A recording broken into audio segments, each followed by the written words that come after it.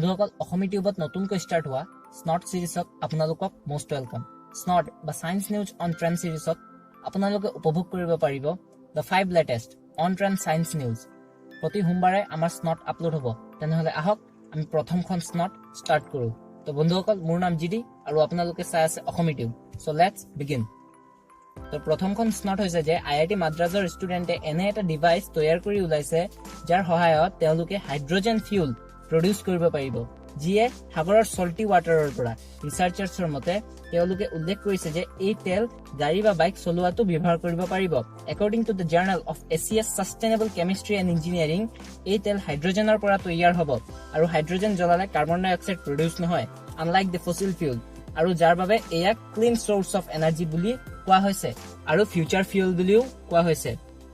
তো দ্বিতীয় স্নট হৈছে যে চাইনিজ সাইন্টিস্টে কনফাৰ্ম কৰিছে যে এক ভাইৰাছ নেমড কৰোনা ভাইৰাছে মোৰ দেন 1600 জন মানুহক ইনফেক্ট কৰিছে। কৰোনা ভাইৰাছ হৈছে এটা লাৰ্জ গ্ৰুপ অফ ভাইৰাছেছ যিহে বোথ হিউমেন এণ্ড এনিমেলক ইনফেক্ট কৰে। একৰ্ডিং টু WHO, বৰ্তমানলৈকে এই ভাইৰাছৰ একো ট্ৰিটমেণ্ট নাই। এই ভাইৰাছৰ ইনফেকশ্যনৰ চিমটমছ বিলাক হৈছে কাফিং, fever, pneumonia, breath shortness, and in extreme cases corona virus can also lead to kidney failure. যদি আপুনি এই বিষয়ে অধিক জানিব বিচাৰে দেন জাষ্ট গুগল ইট। তো তৃতীয় স্নট হৈছে যে আইএছআৰৰ দ্বাৰা নিৰ্মিত হিউমেনয়েড বা ৰবট নেমড ভিয়মিত্ৰা। এই ৰবট হ'ব প্ৰথম যাত্ৰী অফ দ্য মিছন গগনয়ান। আইএছআৰৰ বৰ্তমান চেয়াৰমেন কে সেৱানৰ মতে ভিয়মিত্ৰাৰ নামটো লোৱা হৈছে সংস্কৃত ৱৰ্ড ভিউম বা স্পেচ আৰু মিত্ৰা বা ফ্ৰেণ্ডৰ পৰা।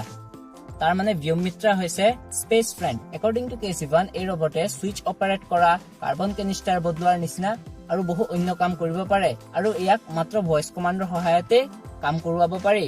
তো চতুৰ্থ স্নট হৈছে যে প্ৰথমবাৰৰ বাবে বৈজ্ঞানিকে এজন 3000 বছৰ পুৰণি ওল্ড ইজিপ্চিয়ানৰ ভইচ ৰিকনষ্ট্ৰাক্ট কৰিবলৈ সক্ষম হৈছে, আৰু সেইজনৰ নাম দিয়া হৈছে নেছয়ামুন।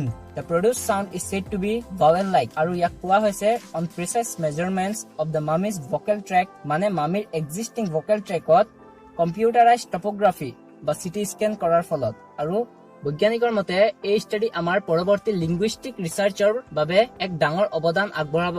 তো বন্ধুসকল আজিৰ লাষ্ট বা পঞ্চম স্নট হৈছে যে সাইন্টিষ্ট অফ ইণ্ডিয়া এণ্ড ফ্ৰান্সে যুটীয়াভাৱে তৈয়াৰ কৰি ওলাইছে ৱৰ্ল্ডছ ফাৰ্ষ্ট মেন-মেড ষ্টাৰ, আৰু যাৰ নাম দিয়া হৈছে লিটল সান। ITER বা ইণ্টাৰনেশ্যনেল থাৰ্মোনিউক্লিয়াৰ এক্সপেৰিমেণ্টেল ৰিয়েক্টৰৰ সাইন্টিষ্টৰ মতে যদি এই প্ৰজেক্ট পূৰ্ণ ৰূপত সফল হয় তেনেহলে ভৱিষ্যতৰ ৱৰ্ল্ডছ এনাৰ্জি ৰিকুৱাৰমেণ্টত ডাঙৰ অৱদান আগবঢ়াব। কিন্তু বিভিন্ন সাইন্টিষ্ট আৰু এনভাইৰনমেণ্টালিষ্টৰ মতে যদি এই প্ৰজেক্ট কোনো প্ৰকাৰে ফেইল হ'ব হয় বা তাক যদি কণ্ট্ৰল কৰিব নোৱাৰি তেনেহলে ই এক ভয়াৱহ ৰূপ ধাৰণ কৰিব, আৰু যাৰ ফলত গ্লোবেল ৱাৰ্মিং 4 টাইমছ পৰ্যন্ত বৃদ্ধি পাব। ITER মতে এই প্ৰজেক্ট বৰ্তমানলৈকে কণ্ট্ৰল বেনাৰত চলি আছে আৰু 2021ক ষ্টাৰ্ট কৰিব পাৰিব। তো বন্ধুসকল আজিৰ স্নট ইমানতে শেষ হ'ল। ভিডিঅ' চাই ভাল লাগিলে তেনেহলে লাইক এণ্ড শ্বেয়াৰ কৰিব, আৰু আপোনালোকৰ চেনেল অসমী টিউবক ছাবস্ক্ৰাইব কৰিব।